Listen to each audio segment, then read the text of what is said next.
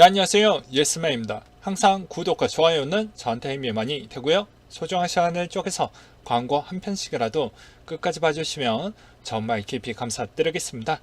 그리고 제 영상의 속도가 마음에 들지 않으신 분들은 영상 하단에 속도 조정기가 있으니 잘 참고하셨으면 좋겠습니다.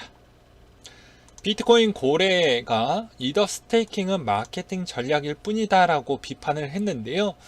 그는 본인의 트위터를 통해 내부자, 고래, 이더 재단 등이 이더리움 1.0에서 부를 축적을 해놨는데 이제 2.0을 하니까 이거에 따른 부가적인 마케팅 전략으로 인해서 사람들을 이제 끌어모이는 그런 유혹을 하고 있다라고 상당히 사악하고 영리하다라는 것으로 좀 비난을 좀 하기도 했습니다. 근데 이거는 어떻게 해석하느냐에 따라서 좀 달라지기 때문에 뭐라고 얘기하기가 좀 그렇고요.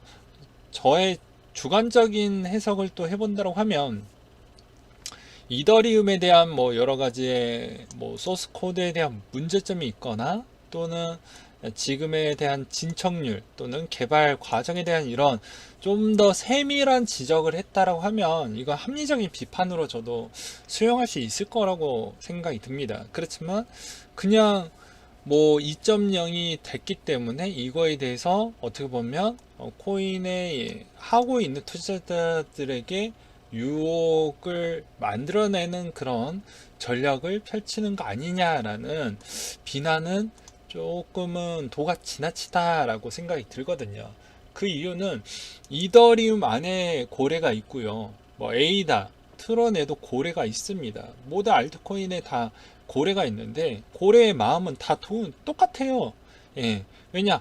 내가 산 시점에서 그 다음에 어느 정도 부를 축적을 해놨으니까 이제 어느 정도 시간이 지났으니까 그 다음에 대한 추적을 해볼 만한에 대한 단계를 이제 프로젝트를 진행을 하고 있는 이런 시점에서 다시 이제 사람을 긁어 모으기 위한 그런 거는 거의 다 동일하더라고 저는 보거든요. 비트코인도 마찬가지라고 저는 봅니다. 그러니 이렇게 좀 봐야 되지 않을까 라고 생각이 드네요. 디파이 아이언 파이낸스에서 스테이블 코인 스왑 지원을 해주겠다 라고 되어져 있는데요. 무려 75배, 100배, 1000배 레버리지 상품을 제공하며 해당 기능은 디파이 대출 프로토콜에 지원을 하게 되는 시스템으로 되어져 있습니다. 저는 이 내용에서 추가적으로 제가 설명을 드리고 싶은 메시지가 있는데요. 뭐 기존에 이야기했던 거에서 플러스 알파로 설명을 드리는 바입니다. 아무래도 금리가 상당히 높죠. 이거에 대한 매력도가 상당히 많이 이제 사람들이 찾는 배경이라고 볼 수가 있게 되겠는데요. 제가 이제 눈을 설명했던 거 말고 이번에 생각났던 부분에 대해서만 설명을 드린다고 하면 이런 생각도 들더라고요. 왜냐면 코인이 엄청나게 박살이 많이 났기 때문에 어차피 나는 장투로 갈 거다 라고 해가지고 들어가시는 분들도 꽤 있지 않을까라는 생각이 듭니다. 그냥 이 돈 없는 돈 또는 내가 만약에 대출을 많이 받고 하셨던 분들도 분명히 있을 것 같으니 그거를 어떻게 보면 같이 상충시켜 버리는 상쇄시켜 버리는 그런 효과로 아마 미래에 대한 그런 기대감으로 뭐 어떻게 보면 디파이 쪽으로 좀 들어간 물량도 좀 있지 않을까 이런 생각도 들기도 했거든요. 이거는 좀 그래도 거리감이 있는 부분이라고도 생각도 들기도 합니다. 예. 왜냐하면 기존에 제가 설명드렸던 그 내용이 더욱더 어떻게 보면 임팩트가 있고 더욱더 그 내용이 좀 현실성이 있고 근거가 조금 더 바탕이 되는데 이번에 이런 소식을 보면서 번뜩하게 생각났던 부분은 또 이렇게도 해석을 해볼 수가 있겠구나 라는 생각도 들었기 때문이죠. 0.1 이더 보유 주소수가 역대 최고 수치를 기록하고 있다고 하는데 뭐 디파이 플러스 이더리움 2.0에 대한 기대감에 대해서 상당히 높아졌다라고 보고 있습니다. 그리고 최근에 장투자도 꽤 많이 생기면서 좀 그런 것도 있고요. 최근에 또 세금에 대한 여러 가지 문제점이 발생하면서 지갑 쪼개기도 꽤 많이 생겼을 거라고 추정을 하는 바입니다. 왜냐하면 한국만 세금에 대한 정책이 강화된 게 아니고 뭐 다른 기타 국가들도 그거에 대한 여러 가지 탈세에 관련되어 있는 부분을 더 옥죄했기 때문에 세금의 퍼센티지는 뭐 그렇게 높이지는 않았고 그냥 과거에 비슷한 유형대로 돌리긴 했지만 나머지 부분을 강화를 했기 때문에 그렇게 제가 지적을 하는 바이고요. 컴파운드 예치금 담보 비율 40% 제한 턱걸이 겨우 통과했다라고 되어져 있습니다. 저는 근데 우려하는 게 컴파운드가 상당히 신뢰도가 있는 측면이긴 해요. 그렇지만 이 컴파운드도 생각보다 보안이 그만큼 잘 갖춰졌을까라는 물음표는 남기도 합니다. 왜냐? 그렇게 돈이 많은 회사가 아니기 때문에 생각보다 보안에는 좀 취약성이 꽤 있지 않을까라는 생각도 들기도 하거든요. 그래서 나중에 여기에 여러 가지 문제점이 안 생기길 바랄 뿐입니다. 예.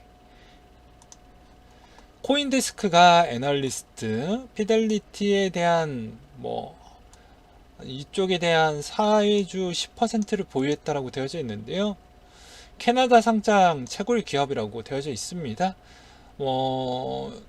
보게 되면 610만 달러 공모 최대 투자자로 되어져 있었고요. 그리고 최근 제출된 서류를 인용해서 피델리티가 해당 공모에서 판매된 유닛 75%를 매수했다고 설명을 하기도 했습니다. 워런트의 발행인은 보통주나 신규 발행 채권을 추가로 매입할 수 있는 권리가 주어진 채권이라고 볼 수가 있게 되겠는데요. 이걸 피델리티가 10.6% 보유하고 있다고 되어져 있기도 합니다. 그래서 어떻게 보면은 피델리티가 어떻게 보면은 그냥 코인을 매집하는 것보다 채굴회사를 갖는 게 더 낫지 않을까라는 또 생각도 들었나 봅니다. 예. 그레이스케일이 DLC, 비트코인, 이더리움 가중치를 확대했다고 되어져 있는데요. 6월 말 그레이스케일은 DLC, 비트코인, 이더 가중치를 각각 확대 조정했고 반면 XRP, 비트코인 캐시, 라이트코인은 각각 대략 한 1% 정도 축소를 했다라고 되어져 있습니다. 최신 기준 그레이스케일의 운영자산은 41억 달러로 하나로 보게 되면은 대략 한 4조가 조금 넘어가는 형태라고 볼 수가 있게 되겠죠. 이 중에 GBTC가 35.5억 달러, 이더가 4.1억 달러 정도가 된다고 되어져 있네요. 싱가포르 블록체인 네트워크가 상용 서비스 출시에 앞뒀다라고 되어져 있는데요. 프로젝트 우빈의 마지막 단계는 싱가포르 중앙은행 테마셋 JP모건과 함께 프로토타입의 다중통화결제 네트워크를 개발하는 것이라고 되어져 있습니다. 싱가포르 중앙은행 테마셋은 공동 성명에서 이 결제의 네트워크 프로토타입에 따른 모델링 국제결제 네트워크 기존 해외 결제 채널보다 빠르고 저렴한 결제를 가능하다고 설명을 하고 있고요. 이런 내용만 봐도 경쟁 회사에 대한 측면과에 대한 또 격차를 또 벌렸다라고도 해석을 해볼 수가 있게 되겠죠. 한빛코드 이번에 자산의 예치 이자 서비스를 출시했다고 되어져 있고요. 각각 이더와 비트코인 캐시의 예치 상품이 6%라고 되어져 있습니다. 기간은 좀 매우 짧게 되어져 있네요. 메사리 대표가 에이다 성장 여지가 많다라고 칭찬을 아낌없이 했는데요. 그는 셸리 메인넷을 출시하고 유통량 스테이킹 비율이 어떻게 나오는지를 좀 봐야 알겠지만 그래도 이때까지에 대한 프로젝트와 그 프로젝트 말고 마케팅까지를 고려를 했었을 때 나쁘지 않는다라고 생각을 했던 것 같습니다. 그래서 나중에 이제 스테이킹 비율에 대한 그 내용을 보게 되면 진짜 괜찮게 나오면 더 많이 갈 수도 있다. 뭐 그런 여지로 이야기를 하는 것 같습니다. 지금까지 거의 어떻게 보면 해당 암호화폐 금리 상품이 주류로 제가 설명드리기도 했는데요. 7월 13일 기준으로 해가지고 뭐 여러 가지에 대한 금리 부분을 또 잘 정리되어져 있는 걸 또 발견해서 여러분들한테 또 소개를 해드리는 바입니다. 보게 되면은 이쪽이 제일 높다라는 걸 또 볼 수가 있네요. 그리고 바이낸스가 생각보다 좀 짜다라는 걸 또 여기에서 한 번 더 느끼기도 합니다. 컴파운드 대비를 또 보게 되면 그렇게 생각보다 잘 쳐주는 모습은 또 아니네요. 어떻게 보면. 하여튼 이런 내용을 좀 잘 참고하셨으면 좋겠고요. 댓글의 분위기도 한번 보도록 하겠습니다. 아, 정보 정말 잘 정리가 되어져 있어서 구치다. 제가 봐도 정리 좀 잘 되어져 있는 것 같습니다. 펀디엑스가 포스기기 일본에서 비트코인, 이더리움, 램 결제가 된다라고 되어져 있는데, 지금 비대면 시즌에 있어서 정확하게 공략을 잘했다라고 저는 봅니다. 펀디엑스가 여기에서 확장을 빨리 가져가야지만 승부가 된다라고 저는 생각이 들거든요. 네. 국무부에서 중국 내 미국인의 자의적 구금의 경계 경보를 내렸다고 되어져 있습니다. 미국인들의 영사 조력을 받지 못하거나 혐의를 모른 채 구금될 수 있다며 국가안보와 관련된 이유로 미국인들의 장기간 신문하거나 구류를 진면할 수 있다. 이렇게 하면 미국이 가만히 있지 않을 텐데요. 더 자극을 굳이 인위적으로 하려고 하는 뭐 어떠한 목적이 있으니까 그런 거겠죠. 네. 아무튼 별로 좋지 않은 형태로 가는 게 좀 마음이 좀 무겁습니다. 그라운드X 대표가 카카오톡으로 데이터 소유권을 혁신하겠다라고 발표를 했는데요. 업계에 따르면 올 하반기 그라운드X는 규제가 심한 암호화폐 사업 대신 NFT를 활용한 개인 데이터 거래 사업에 집중을 한다.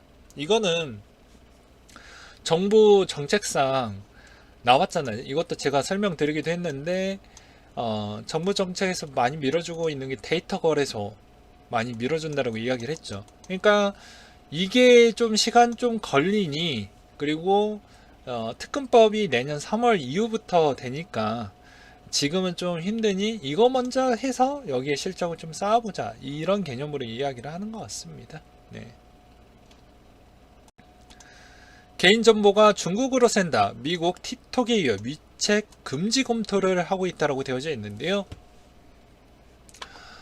서로 어떻게 보면 내 싸움이 한동안 끊임없이 갈 것 같습니다. 정말 끊임없이 갈 것 같거든요. 이게 정말 무서울 것 같아요. 제가 봐도. 그래서 좀 걱정이 많이 되기도 합니다.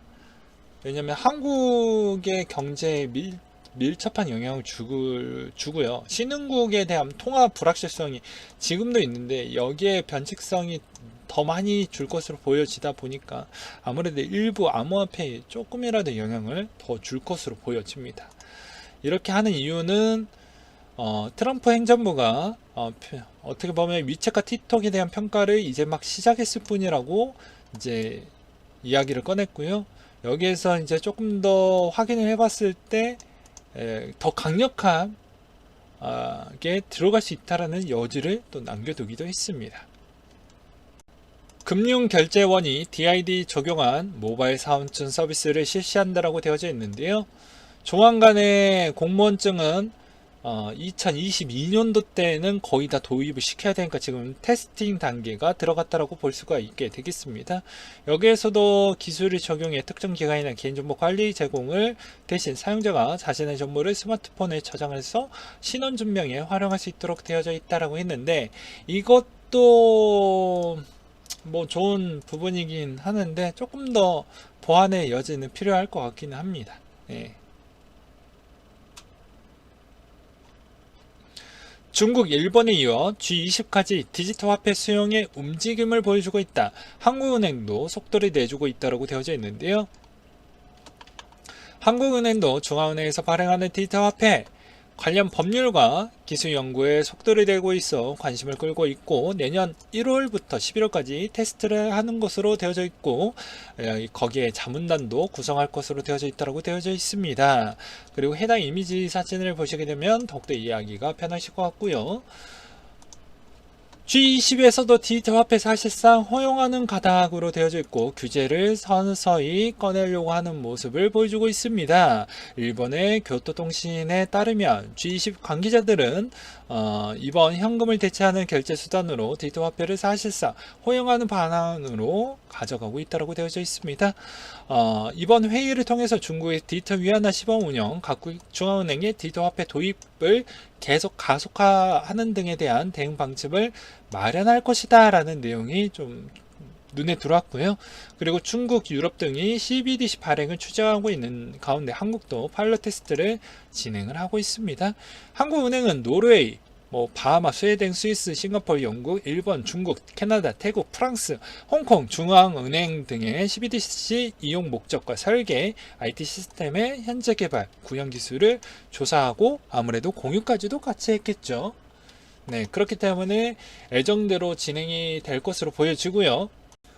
또한 중국은 점점 더 빠르게 속도를 낼 수밖에 없는 실정입니다. 왜 그러냐면 지금도 베이징에 대한 확진자 추이가 생각보다 좀 줄지 않는 실정이고, 모든 전 세계 국가들이 생각보다 그렇게 많이 줄지 않는 실정입니다. 그렇기 때문에 이게 문제가 될 수 있다라는 게 3월 달에 나왔기 때문에 이거의 영향으로 더 자극이 빨리 갔다라고도 볼 수가 있게 되겠죠. 네.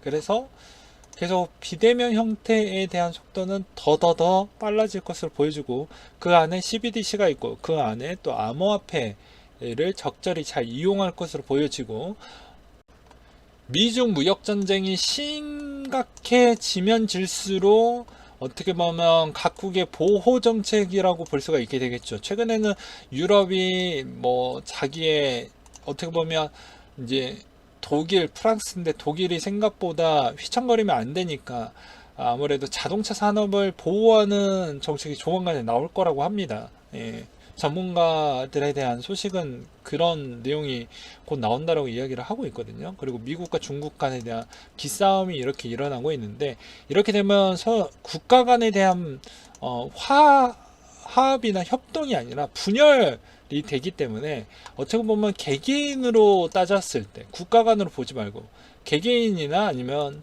장기 출장자나 아니면 외국인 노동자 기준으로 보았을 때는 송금이 되게 까다롭고 통관 절차, 여러 가지 문제점이 많이 발생해서 개개인한테 보았을 때 상당히 애로사항이 많이 있습니다.